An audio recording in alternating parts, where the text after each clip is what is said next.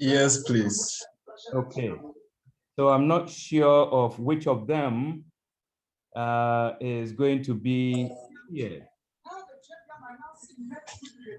Prof, I have two female colleagues, Nana Esumamba Sam, who actually runs our Diaspora Connect program here at the AAU. And then I have Mrs. Johnson. Alessandra Johnson, who is a bilingual person and will also be helping us, especially with the translations and other administrative support. Okay, if we say bilingual, what languages are we talking about? She is Francophone, actually. Okay, all right. Okay. Okay, thank you. Thank you, Prof. Thank you. I think that's how we should keep going. That is to say, always look for those that can help us, right? Because every person is busy, but when we have those that will assist us as we move along, it lessens the load on all of us. So right now, before we plunge into things, I have asked my other guru to send me an outline for the themes, and then to also look at the schedule of events for last year's conference. And she has sent that information to me so that we can follow and modify, so that we are not reinventing the wheel all the time. So I think I forwarded one of such to you also. I'm not sure whether it's you that I sent to, but I'm talking about Seth Francis. So Ransford, yes. Yes, Prof. Have I sent something to you now? You sent the program. Okay. The 2021 program to me. Okay, but I'm talking about just some few minutes ago. No, I have not accessed my mail yet, but... Okay, all right, fine. Okay. From the marketing, people want invitation letters, and that's what I've been receiving. Because they were asking, where is the event? I said virtually and in Accra. So they want invitation letters. I don't know how we can approach that. Okay, I have also sent a draft of the previous invitation letters that has been redone, and so I will share that. And again, similar to what I said, this is the time that we are not going to reinvent the wheel. There is always a format, inviting people and then seeing who will take a bite at what we are asking them to do. And that will also help us to eliminate those that we often wait for to hear from, and yet they don't respond, right? So I know that I just forwarded something. Let me send it on WhatsApp to Sarah Ransford. Then we will see what I'm talking about. And I will also copy it on the joint. So an outline for the 2022, borrowing from the outline that we used last year, but modifying to include the current themes that we are talking about. So I have just forwarded. So these invitation letters, they are not going to be sent from a central point. I don't know. I'm just checking the modalities. Okay. We want all to come from one source so that we can monitor responses. And if the one source, if it is through AAU, now that Sir Ransford is beefing up the support team, then we'll be able to know how many have responded positively and how many have said they aren't able to participate. And then we can move from there.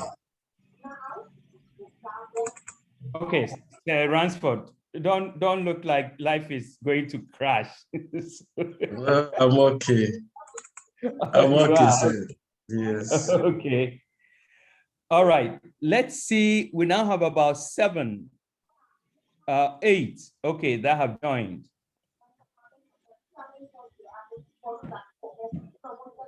So I would say that we have the quorum we want, and let us plunge into, as Mr. Bequin, you often do.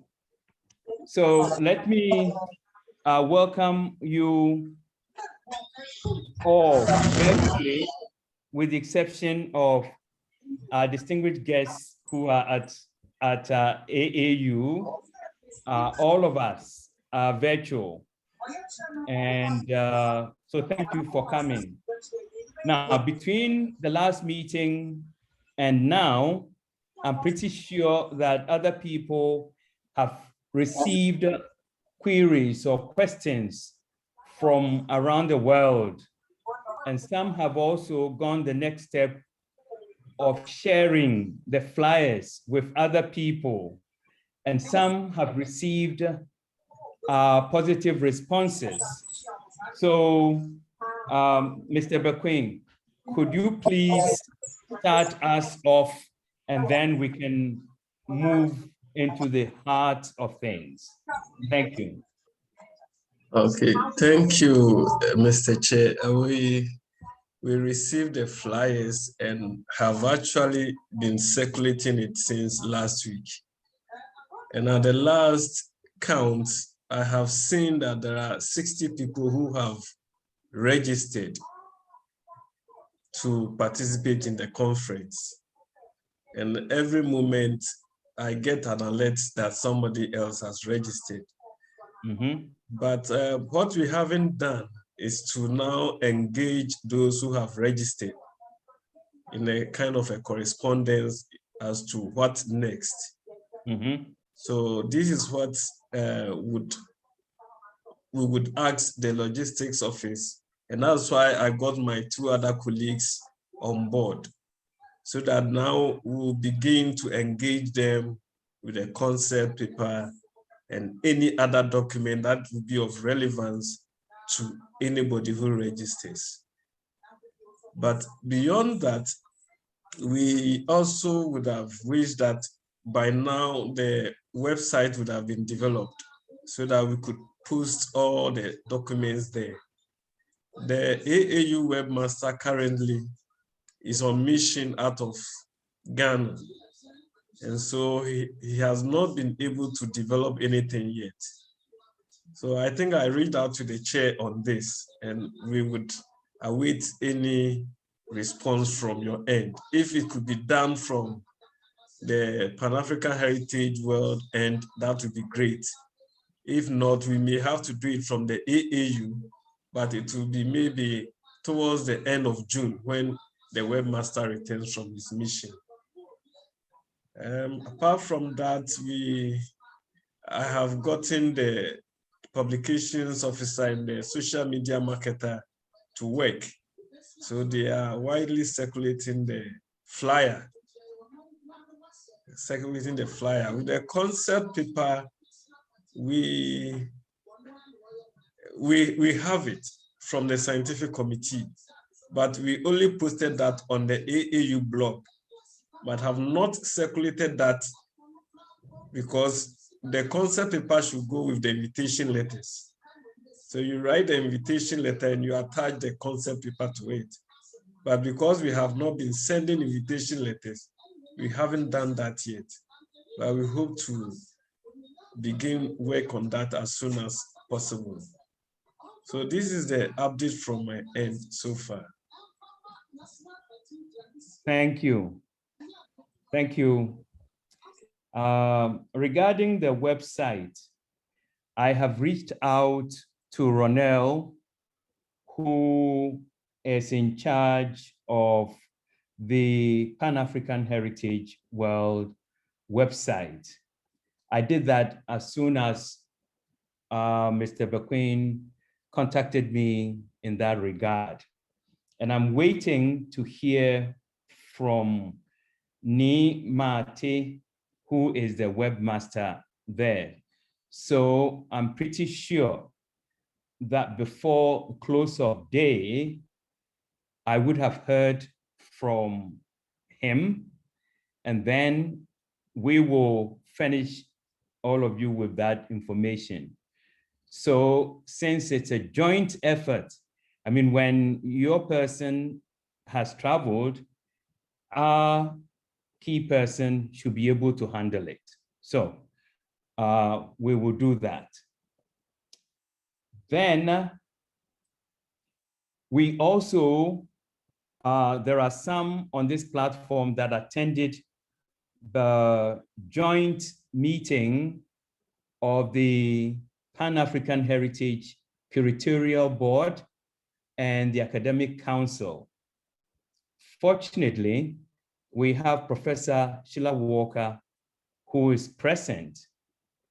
And there were some thoughts that were shared with us. And so, Professor Walker, if there are any ideas that you would want to bring to this platform resulting from the meeting that we held, that joint meeting, I would also say that there were people that had expressed interest in playing different roles, you know, serving as speakers and so on. But then they were asking for the concept note. And so now that we are assembling all these various parts, we'll be able to send them the information they have been asking for. So Professor Sheila Walker, joining us from Washington, DC, and then there is Honorable Princess also joining us from Chicago, and then others who are joining us from various places. So Professor Walker, could you please share with us some of the information you gleaned from that joint meeting? Thank you. Welcome, thank you very much. The first issue was that all of the people there said, we haven't received the concept note, we haven't received the themes. And so they couldn't really react very well. And so I think that they should be sent the concept note and the themes. There was a question of why 2 and 3, theme 2 and theme 3 are separate. The idea being they really should be together in that you've got to reconceptualize thoughts, ideas in order to recreate, to create new structures. There were people who specifically wanted to speak to certain issues. For example, Afrofuturism was said to be something that people have already thought about, they've already talked about it.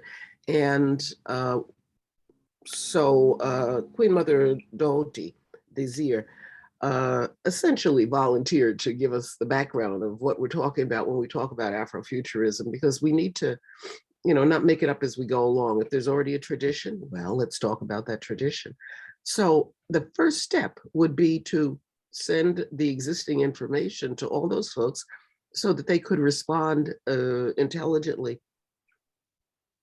to the themes that have been developed, and so that they can see how they thought think that they can best participate. And I think that there was a lot of desire to participate. Thank you.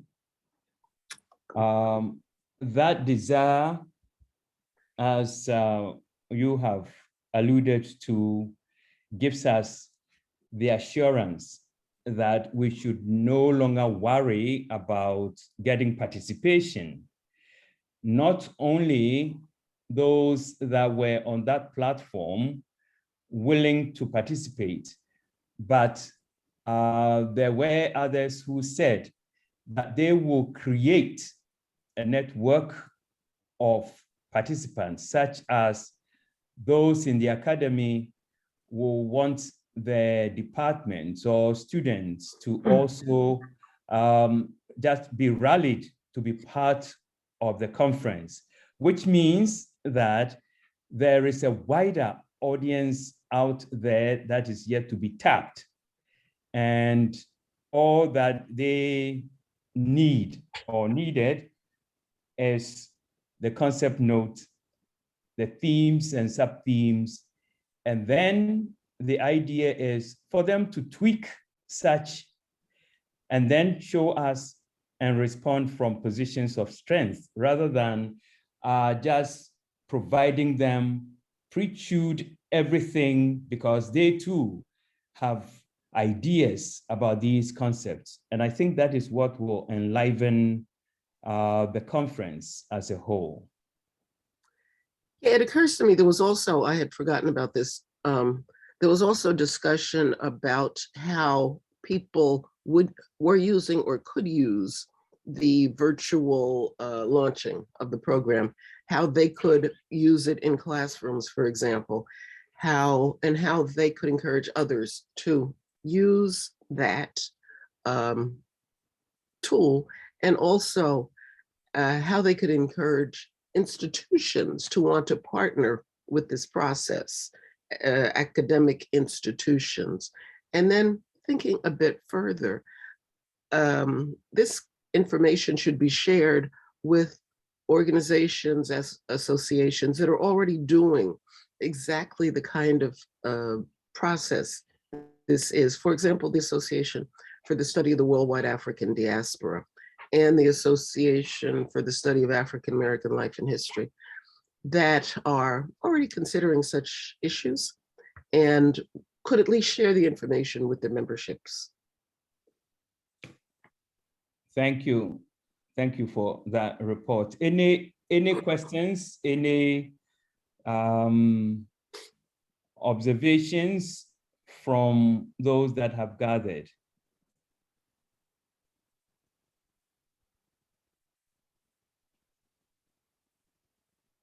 Honorable Princess, are you there? Yes, I'm here, Professor, and I am following some of the feedback from Professor Walker, and it's a lot of good feedback, which I think we need to utilize. Hi, everyone. I'm Honorable Kasune Princess from Zambia. I've really come to the conversation via attending the conference that we had in the Barbados on African and people of African descent.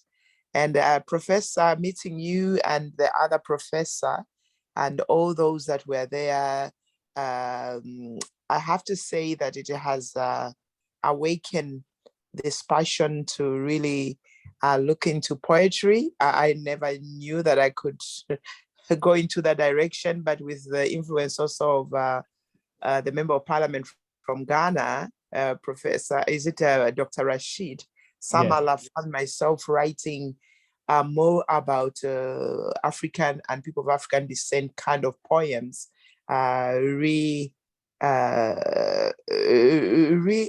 the conversation of enslavement versus slave, and how we had to think of legitimizing our own education systems, and why is it that anytime you talk of African way of doing things, it's called folk stories, or it's called very informal, versus finding ways to say it is a qualified way of learning or teaching as well. So those are my thoughts. And so I am coming here as a student, as a learner, but I'm really also excited to see how I grow in who I am as an African person, but also how I can contribute to the voices of not only people of Africa, but people of African descent. And with my experience also living in Chicago, part of my time away from Zambia, I've been on this journey for some time, and I'm so excited to be part of the bigger minds and the people with so much experience, and of course, learning from our ancestors, things that have already been done. Thank you so much. Thank you, Honorable Princess. Yes, Professor Walker. I think a very important point was made that we need to clean up our language, and we need to, for example, banish the word slave from this meeting.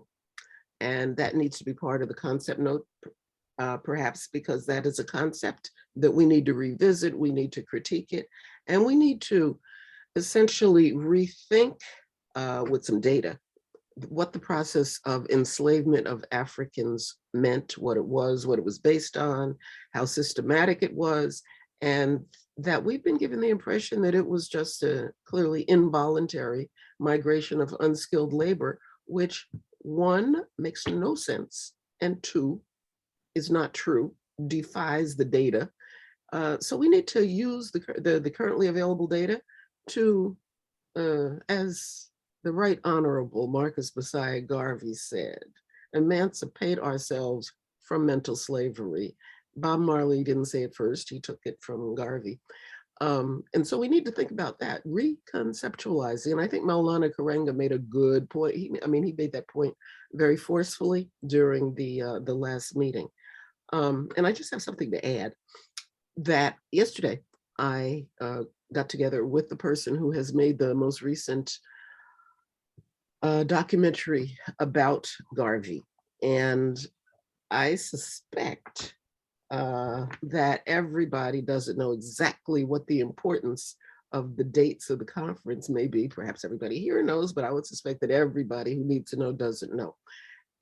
So it seems to me that we might want to make more of an effort to perhaps use clips at least, or the discussion from that filmmaker about why August, and how it is not just that the United Nations decided to give us a date.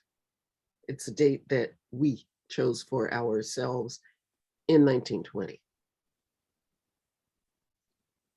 Thank you. Any other comments? So that by the end of this meeting, I want us to have actionable steps. And then we know that we are in June and we're shooting for the end of August. And we are saying there are people out there that are willing to participate, and that others are going to be added to the list because they want to enlarge the circle of participation from where they are. Professors, activists, artists, and artists are going to draw on people that they know. So when we provide them with the information they need, then they are able to also circulate it amongst the people that want to be part of it. And as Professor Walker has just said, the whole idea that when the conference ends on, say, September the 1st, that's not the end of it, but that there are people that want to carry the deliberations forward by creating communities on campuses and elsewhere to use the data that will emerge from this conference as teaching tools. It gives life beyond the conference, which I am excited about. See, unlike other conferences where a communique is produced, but then everything is archived, right? until somebody asks the question like, okay, so what happened and what do we do with this? We have people that are willing to take this as marching orders and say, we're going to even build curriculum around what comes out of this conference, which is exciting. I'm so elated about that. And the poetry aspect, as Honorable Princess indicated, it tells us that those that are 90 years of age, as I am, and my junior sister who is in her 40s, and the next generation can benefit from a conference like this. So let's look at the conference in that perspective, that it's not just a one-time thing, right? Because what is generated is going to be used by others to teach other people. So I'm done for now.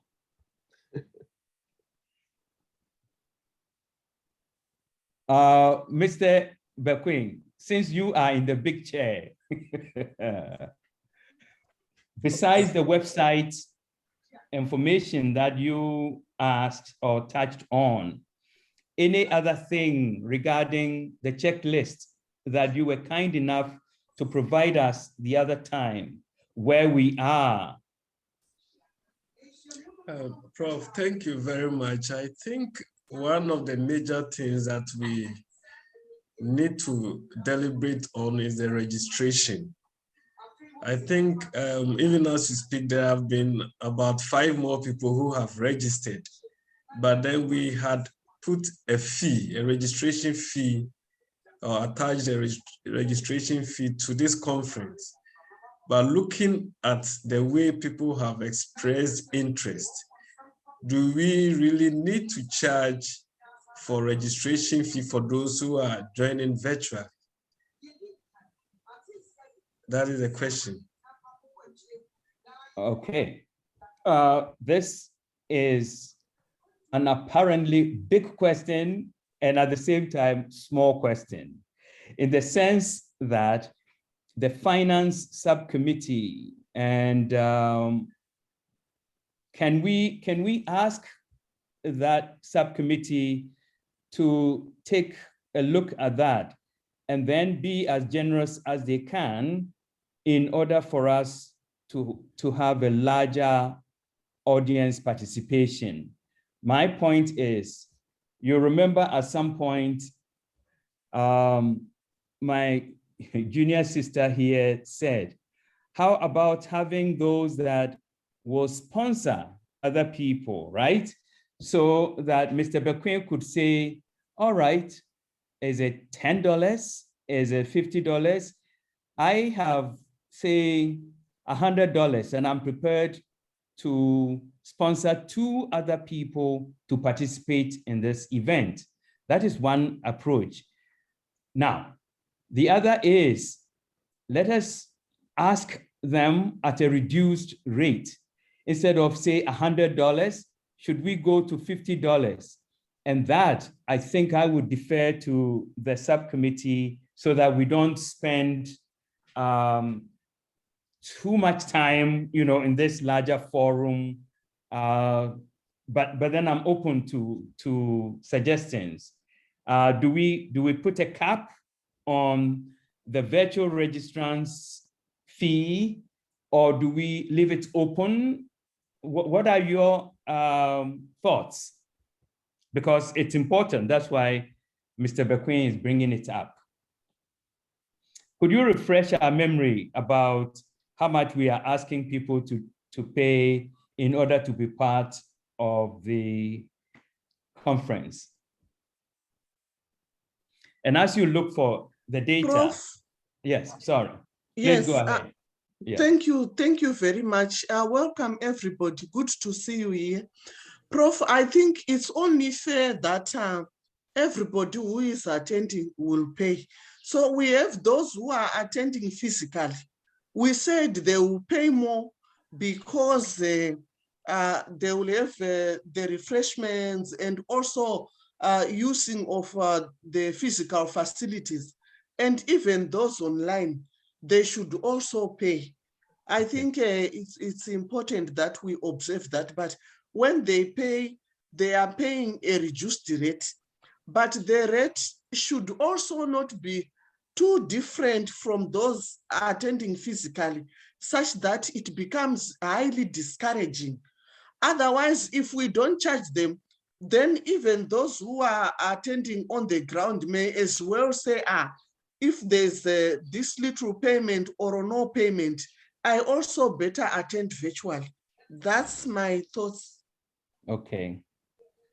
Thank you. Any other reaction to Doctor's point, so that it's not free for all, which seems to dilute the whole purpose, right? Because those that are going to benefit from it needed to make some contribution. Let me just provide some example. Last year, it became clear that those that wanted documents to have access from printed material as well as soft copy, when they registered, their fee was different from those that were virtual. And so those that will be physically present in Ghana and therefore would have snacks and will use the spaces, the grounds there, they were expected to pay a little bit more, much more than those that were virtual. But again, it's not going to be free for all, but let's look at the scale and use that to then allow people the opportunity to participate. Yes. I have a question about, I mean, I know that our goal is to make this as international as possible, otherwise it doesn't make sense. Are there funds for people coming from other places? We know that money's not equal every place. I was just in Brazil last week, and the Brazilians were complaining about the balance of the real versus the dollar and how everything was suddenly expensive for them. So would there be money? Now we have a couple of Brazilians on the both curatorial board and the academic council. Are there funds for them? Are there funds from somebody from Colombia or elsewhere in the global diaspora? So that's one question. So are we saying they have to register and pay their own plane tickets and everything? So that, I mean, that will be a decision maker for people outside of Ghana, outside of Africa, especially. So that's just the basic question. Are there funds for bringing people from afar? The other issue is, you talk about follow-up to this conference. I organized the conference in 1996 and we filmed a lot of it. And I had, the book was done, the documentary was done, and I just left all those professional videotapes in a closet. But then I thought, well, maybe there's something in them. And what I found was that there was an enormous amount in them. So we had filmed both interviews with participants, and we had filmed some of the plenary presentations. And in looking back at them from 1996, I found that a lot of what they had to say was revolutionary in 2022. So because we had filmed that, which is unusual for a conference, I had all that material. And I decided that I had to bring that conference back to life because it had so much knowledge in it that we need now. And so I have a web page, and I gave it a web page. And I have a website. I gave the conference a page in which I talked about the conference. I talked about how the conference led to more very specific results. And I thought that so many of the interviews had so much to say that is relevant now that I put the interviews on my website also. And so as a way of continuing the force of the conference, we could think about doing something like that too, without waiting so long. The conference could be planned so that those kinds of concrete results would be available and could be put on the conference's webpage. Thank you. Thank you. All right, Dr. Akuku. Yes, just a short one, Prof. You know what? There's a statement which you said that we need to capture. You said that this should be continuous. So I'm suggesting that pertaining to this conference, let's now concentrate on what we have built as the foundation and the direction. And then after that, or even through dovetailing, let's be thinking of other open events, which could be maybe 2-hour events on a weekend or a 1-hour event, which are now regularly done for free. And so that's where I'm coming from, that if we do that, we will continue to accommodate more input from different parts of the world. And each time, weekly, we can then tackle one or two topics.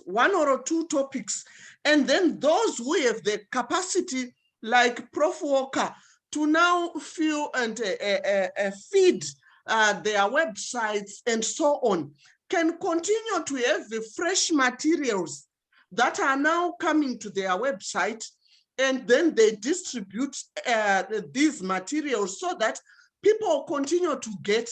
But let's now separate the continuous events that we should have, and also this once of particular conference. But we know that both approaches will eventually lead to the collection of important knowledge and skills, as well as information, as well as the dissemination of the same to the whole world. Like our diaspora, you know, they are scattered all over the world. So that's my input. Thank you. Thank you. Thank you. And regarding the funds, in spite of the promises or assurances that we have been given, you see, those that have promised to give us something have done so for the overhead and the logistics of the conference per se. But I've never had a discussion regarding if someone is in Colombo of Sri Lanka and would love to come and yet doesn't have the means for a plane ticket, what do we do?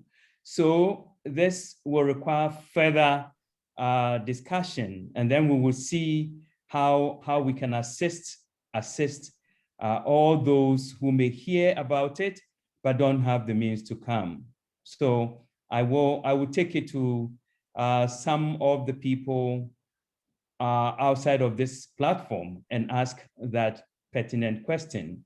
And then Doctor's point regarding let us focus on what we can produce and then build on that, which is giving life to what will emanate, you know, from this meeting is very, very important, so that it's not a 3-day wonder and then that's it, but that we will continue and use different avenues in just sharing and educating. So thank you for that. Now, from what we have discussed so far, let us delineate the doable, the actionable steps. Prof, before you get there, somebody's hand has been up for a while. Oh, sorry. Dr. Janine Wimana. Okay, sorry. Yes. Hello, Prof. Are you there? Hello, yes, good afternoon. Okay, okay. All right. Yes, sir. Okay. Just my apology again for joining a bit late. I wanted just to, in terms of the financing, the finances here, but with I'll call it as a critical element in terms of inclusion and diversity of the audience, will be, if we have to target scholars, that means our students and early career researchers. We know that funding for them to participate in platform like this is required. So I'm not sure if that is something that has already been secured, where we know that we can have, I don't know if we'll have a scientific committee that will use a platform of submitting abstract, and the abstract they evaluated, and then later on invite those who are successful to present. So for the student, particularly the students and early career researchers, funding is it's a major issue, particularly from the low and middle income countries. Probably from other planets, it's easy to get funding, but down here it tends to be a problem. So I'm not sure if that is included in the current budget or not. Thank you. Okay, thank you, Prof. You have put it squarely that it is true. 1,000 years ago, when I was a student, it was feasible for my university to then ask me where I was going, and then I put a proposal together, and then the university will fund it.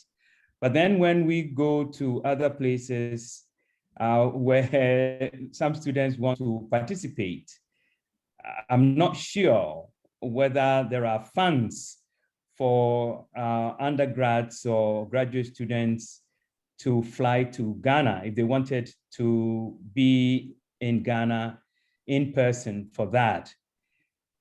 What's your wisdom on that? What's your general thoughts about that, so that we don't prevent them from benefiting from such an important event? What are your thoughts? I first have a question about the use of the term "to register." Does that mean that you will register and just listen, or that you are proposing to attend and to make a presentation? Those are different. So that's a question. Zoom really makes it a lot easier than it used to be, because we don't have to be there physically to attend or to participate. I remember that last year you asked for people who would attend virtually to do videos of what they would talk about. And I was kind of honored to find that my little video kept popping up when needed. So that is a way to allow people to participate. I also agree that just because somebody thinks he or she has something useful to say, it should not necessarily be assumed that that's true. And so the idea of having a selection committee that would receive people's proposals and say, yes, this is good, this is not, or this is redundant, I think that's a very good idea if we want to assure the quality of the event. But I don't know about the money. All right.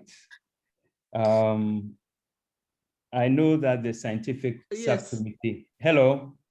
Yes, just two things I want to contribute quickly, so that we don't maybe waste time on them from previous discussions.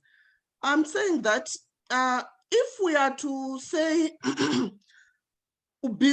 after we leave this platform, people are going to check on who is going to, the possibilities of sponsoring people who can come. I don't want to have so much negativity, but our challenge is going to be that once a lot of people know that there's likely to be sponsorship for them to attend the event, a number of people who express interest. How are you going to fish out and select the people who are going to be sponsored and those who are not going to be sponsored? You know, through this conference, me personally, I don't want us to create divisions which come out, oh, we had this group of people were sponsored, but we also equally were deserving, and all these issues. And is it not far-fetched that we can have sponsorship for air tickets, sponsorship for registration, and sponsorship for accommodation for one person? How many people can be sponsored then to be physically present? That's one. The second one is that I think we agreed that the available time will not allow us to go through the process with rigor or for receiving all the papers, looking into them and then selecting who should be part of those who are going to make presentations or not. And then if we are going back to that, I think it means we are going back and forth, but also time is not waiting for us. So we need to really be people who are principled on what we have agreed upon and then move, because we don't have time. We don't have time. At the same time, we want to check so that we do not compromise the event as well. That would be the ideal, or what Prof. Walker is saying. It was what we had agreed upon in the first instance, but looking at the available time, can we do it? And again, let it not be like, oh, we think even our papers were not even reviewed, something like that. I thank you. All right. Okay.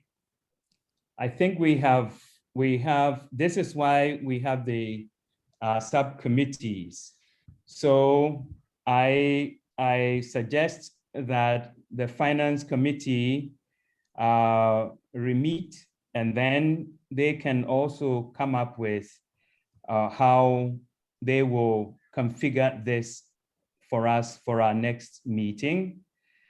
And then invitation or draft invitation letters, which I have access to, and I have forwarded samples to Mr. Bequin, which would be redrafted as a way of tailoring them to specific people, because we have lists of people that are eager to participate, and what they need: a flyer, a document talking about the conference, when the conference is happening, and so on.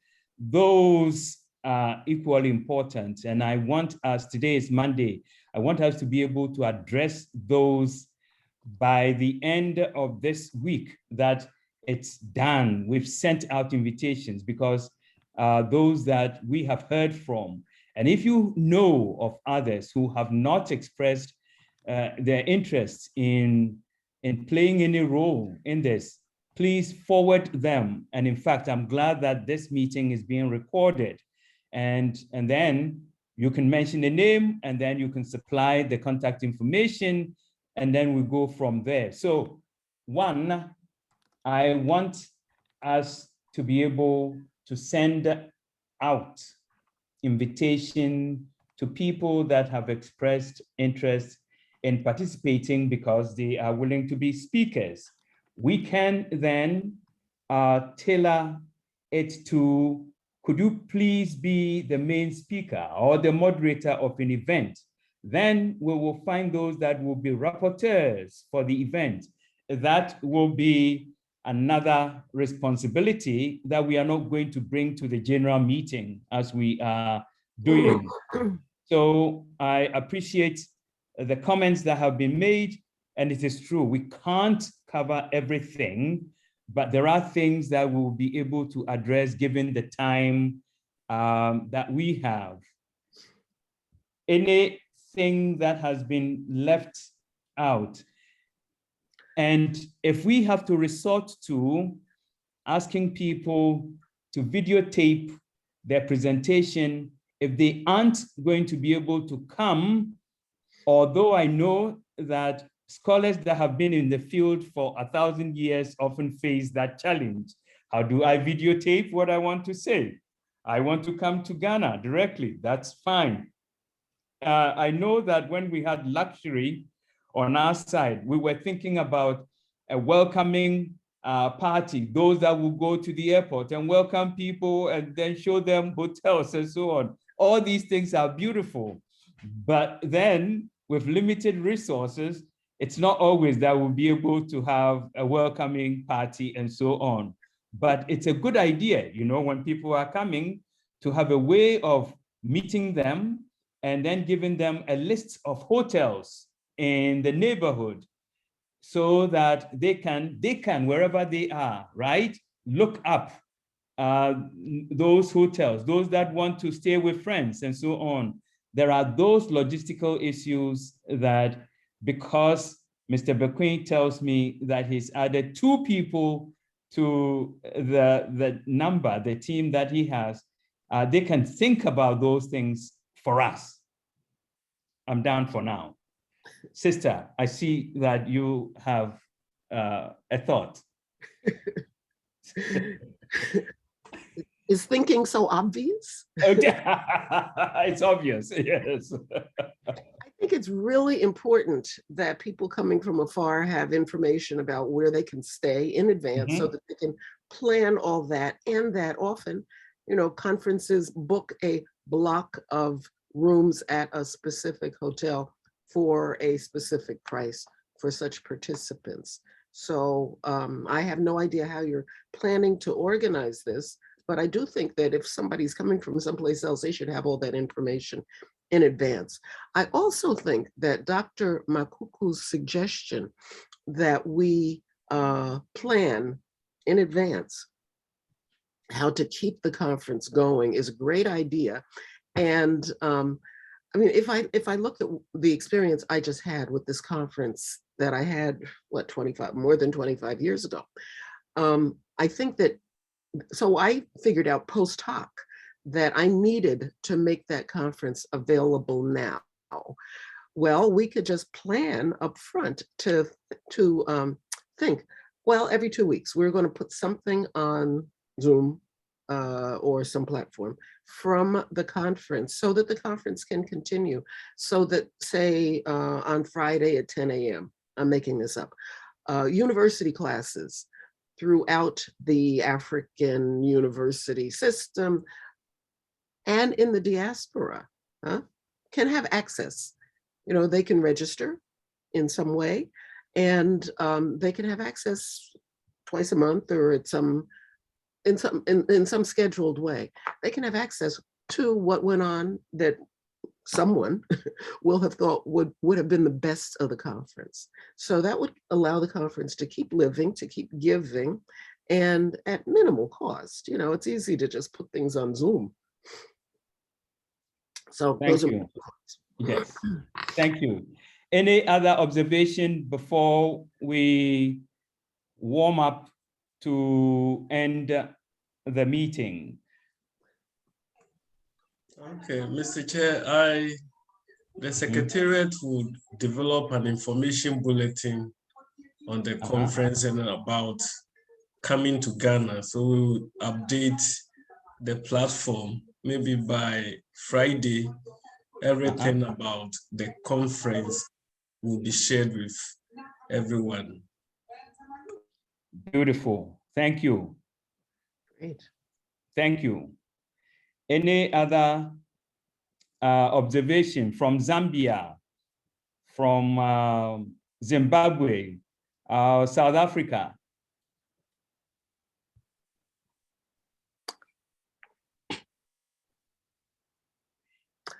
I'll ask a question, although Okay.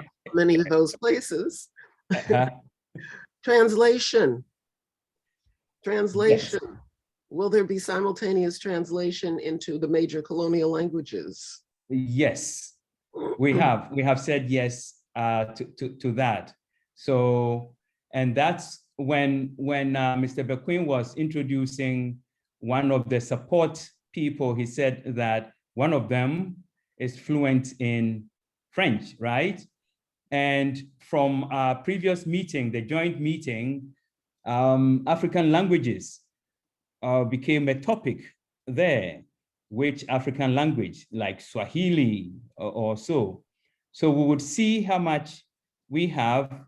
The previous meeting we had, I think, French, English, Spanish, and we will do our best to have people that will do the simultaneous translation so that the conference will reach a wider audience than only the Anglophone people.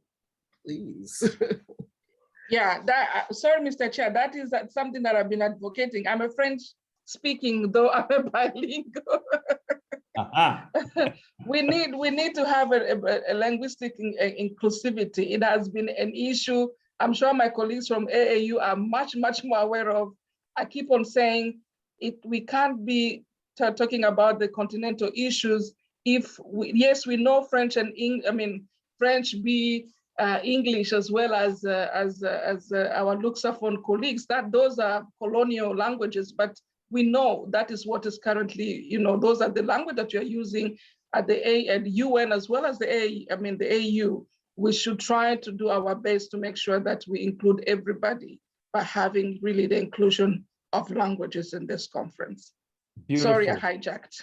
No, it's fine. It's good. I mean, it cannot be overemphasized that today's meeting is being conducted in English, right? Because Mr. Bequin speaks English very well. So that's why, no, I'm kidding. That's not the reason, but if we have others, right, that can also participate, the genius is when they bring their observations, as we had from the joint meeting that we have been harping on. When you have somebody from Brazil or Colombia or Cuba, and the person is sharing his or her perspectives from that specific place, it always enriches the discourse. So we will do our best to provide that simultaneous translation going on as we did last year. And so we will huddle and provide you information by Friday, as Sir Ransford has assured us. Any other? Yes. Just sorry. Please. Hi, Mr. Chair and everybody. Margaret King here from Chicago. I'm just wondering, I haven't heard anything about side meetings. Is that something that is planned or will be included in this conference? Could you say a little bit more? Side meetings, I know the first one, the Diaspora Homecoming, there were side meetings and different groups and organizations were asked to present, have some side meetings. I think it was about an hour and a half each. So I'm not sure if there's gonna be something like this. I don't think we had it last year.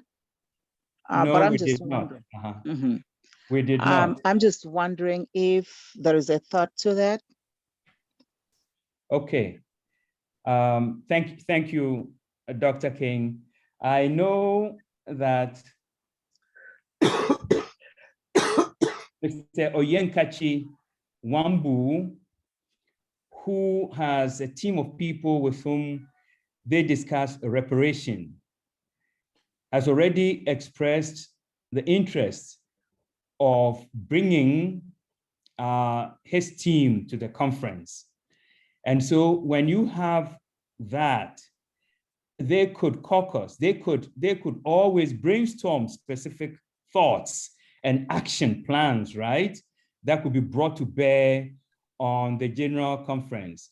Then we have to find ways of dovetailing all the important sites, you know, where such caucusing is taking place. So I think the sooner we hear about other possibilities. I know that Honorable attended a conference or a meeting with those that have been working on the ancestor.com, right?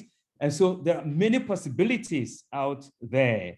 And so how do we harness them so that we will be able to match to the same tune rather than discovering that others are moving in particular dimensions and may have conflicts in time, right? Like this group wants to do this, and then we say, well, the general program allows for this and that and that and that. So could we talk more about that? And please provide, in fact, suggestions to Mr. Bequin, and then we can chew on it further so that we don't avoid addressing that. Dr. King. That would be wonderful, because I think it enriches any conference if you kind of allot a time, and it would have to be indicated that there is an interest and there is a time allotted for that. And we would have to be the ones to provide some kind of theme or area of interest. But again, it's about education and in the areas that we are focusing on. Different organizations can come in there. I think it would really enrich if we allot. And yeah, stuff, but they all go concurrently. So each group will have to be able to attract the audience to them, but to their event. But it's usually a beautiful thing if we allow that to happen. Yes, thank you, Dr. King. I think the tent will be big enough. The tent will be big enough because we are all seeking a common purpose for this conference. And so please, if you could put together some brief statement and send to Mr. Bequin as we think and rethink the whole program, we would definitely be able to incorporate the different perspectives that we have not even thought about. So thank you. You're welcome. All right. I think who hasn't had the luxury of asking that a meeting be brought to an end? It's a special honor. And I know there are people that don't want to do that, but I think we want to honor them. Well, since I was the last speaker, I move for adjournment of the meeting if we have addressed all of the agenda items. Thank you so much. And before we all switch off, between meetings, that's when a lot also happens. So please, the various subcommittees, please huddle, come up with your thoughts and send them to Sir Ransford. And as he collates the information, we will be able to march forward following the lists that we generated because in June, we want to make sure that letters are sent out, the areas are addressed, and then we have the people that will participate. And then we can begin looking at who will be the key speakers and so on. Around this table, fortunately, we already have people that have volunteered to be participants. So I'm elated that we will be able to do this conference. Thank you. Dr. Nicol, any seconder? Yes, okay. So Thank you. So I'm happy that we've had this meeting, and we will keep corresponding with one another even before our next meeting. And so 2 weeks time, Mr. Bequing, and on Monday, right? But I wanted to say that for the letters, those who need urgent letters to start processing, what did we say? I'm sorry, maybe I could have missed it. Okay, the draft is being sent to Mr. Bequing, and then you will take a look at, because it's now joint invitation, right? And so it's not like the previous one that says Pan-African Heritage invites you to participate in that. And so we'll have heads to think through before the invitation goes out. But the flyer is neutral enough, right? Announcing the conference and the dates and the theme and the sub-themes. So as for the flyer, that could be circulated now, but specifically the invitations, we will give you the sample or the draft so that you could add your thoughts to the draft. Dr. Makuku. That is fine, thank you. All right. So, sorry, Mr. Chair. Hello. And I know that the minute has already seconded. So No.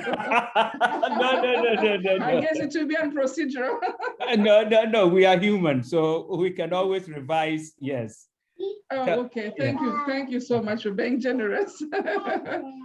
So I just wanted to find, because the flyer has gone out, and I've also, shared with different, within my network, but I wanted, as we spoke about the language issue, is there a possibility that it will be translated so that we share those, the call to non-English speaking, audience? Okay. That's just something that I wanted to find out. Okay, so Sorry. Mr. Bequing, is it doable so that as we circulate it, it's not only in English, but that, somebody spends some time to translate so that it will gain access in other places? Yes, please. Yes, okay. we'll do the French translation immediately. Okay, all right. Okay, has the question been answered then?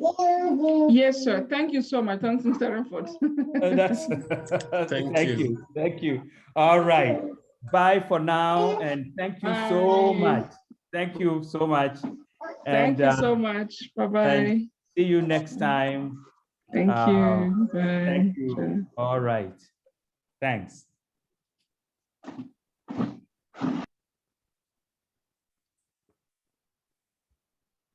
Wafa.